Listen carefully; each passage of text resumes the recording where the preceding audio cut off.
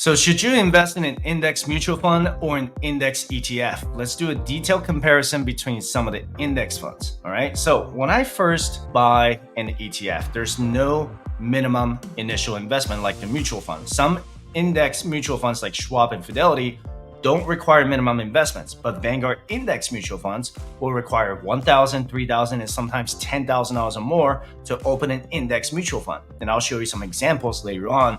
And fractional shares are limited to certain brokers. And keep in mind that these rules are subject to change depending on when you're watching this video. But at the time I'm recording this video, some brokers will allow you to buy fractional shares and some brokers won't. Vanguard, for example, will allow me to buy fractional shares of Vanguard ETFs, but not non-Vanguard ETFs. For mutual funds, after the initial investment, your minimum investment needs to be at least $1. And let me give you a quick example here. If one share of an ETF is $300, and if my broker allowed me to buy, say, fractional shares, that means I could buy a fractional share of 0.1, 0.2, or 0.5 shares if the broker allows me to. So half a share would just cost me $150 in this scenario, right? Which is helpful, especially if I'm only contributing $100, $200, or $300 every time. That makes sense so far, right? So if I'm just starting to invest and the mutual fund I really want to buy will cost me $3,000 to open, then I would probably start with an ETF first until I get to $3,000. This also depends on the type of investment vehicle I have. And an ETF might be a better option for me if I'm looking to buy it with a specific share price that I have control over. Maybe I don't want to buy an ETF at $300 a share because I feel like it's overvalued. So maybe I want to wait until the ETF drops to $290 so that I could maximize the return. A mutual fund, on the other hand, processes the trade after the market closes. So if I bought $100 worth of mutual funds right now, then the order will be processed after 4:30 p.m. Eastern Standard Time. And with the ETF, I could have the option to do the market order or the limit order. If I want to keep things simple, I could just do the market order. So I just buy shares with the best current price without complicating anything. But if I want to buy an ETF at a cheaper price, I could buy 10 shares for $280 in limited price order, which would cost me $2,800. It's really just up to my investing preference. That I could even submit a limit order of between 60 and 180 days, depending on the type of broker I have. The downside of doing a limit order is that the share price might never come down to $280 within the time period that I dictate, right? So if I'm investing it for the long term, I just stick to the market price. But if I'm just buying an index mutual fund, and I'm gonna use a Vanguard S&P 500 index mutual fund as an example, I could just put the dollar amount in here without worrying about how many shares I wanna buy. If I had $200, but the S&P 500 share price is $400, then Vanguard would automatically calculate my purchase price to 0.5 shares. So the only downside of a mutual fund is that I don't get to dictate the share price because the trade execution doesn't happen until after the market closes. So I'm gonna get the same share price as everyone else who bought and sold the same mutual fund on the same day. And if I'm the type of person who wants to set up automatic investments every week, every 2 weeks, or every month, then I wouldn't choose any index ETFs because I can't make automatic investments or withdrawals. With index mutual funds, I can set up automatic investments and withdrawals in and out based on my preferences. It is one less step I need to worry about if I have my automatic investment schedule set up. And I want to show you this. This is how I look up index mutual funds. Let me know in the comment section down below if you own any Vanguard index funds. And on the left-hand side, under management style, you're gonna see that I click index, and because I'm not interested in any actively managed funds. And under asset class, I'm gonna select stocks just for this video. For regions, I'm gonna select US, so it'll just be US stocks. And if I want to invest in international stocks in the future, then I will select international. For market cap, a large cap company is typically a company market value of $10 billion or more. It's a well-known and generally mature company. For a medium cap company, where it says mid cap, the market value is between $3 billion and $10 billion. And it's also typically a well-established company with more room to grow.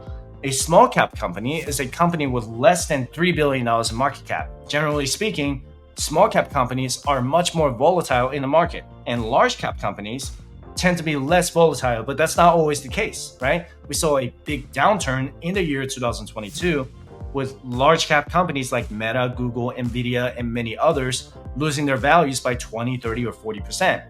And for the risk scale down here, I can choose 5 as the most aggressive index fund or 1 as the most conservative index fund. This would depend on the age at the time I'm investing. So just for this scenario, I'm gonna pick 4 and 5 on the risk scale. And for Vanguard, there are almost no index funds without any minimum investment amount, unless it's for bonds. But for equity investing, most index funds require me to pay at least $3,000 for the initial investment. So let me select some index funds here. I'm gonna pick VIGAX, VFIAX. There's another popular one. Oh, VTSAX. Let's do this comparison. I can compare index funds by category, risk potential, expense ratio, and NAV or share prices. And NAV stands for net asset value. It's the price I have to pay as an investor for each mutual fund unit. Okay, so if VFIAX says $400 in NAV, then that's the price I'll have to pay a share of index mutual fund. So for a $3,000 initial investment, I would have 7.5 shares. If I scroll down at the bottom here, I can compare the top 10 holdings of these index funds. Let me go ahead and scroll down right here. What are their biggest weights? It's clear that their top 7 stocks are all Apple, Microsoft, Google, Amazon, Nvidia, Tesla, and Meta. But it looks like VTSAX and VFIAX have the same exact top 10 holdings. So VTSAX is the Vanguard Total Stock Market Index Fund, and then the VFIAX is the Vanguard S&P 500 Index Fund. I probably wouldn't invest in both. That's just me. And VGIAX, on the other hand, has different holdings with Visa, Home Depot, Eli Lilly. And this is where I can decide if I should buy both index funds or just one of them. This is all about my exposure, okay? How much do I want to be exposed to these stocks when it comes to index fund investing?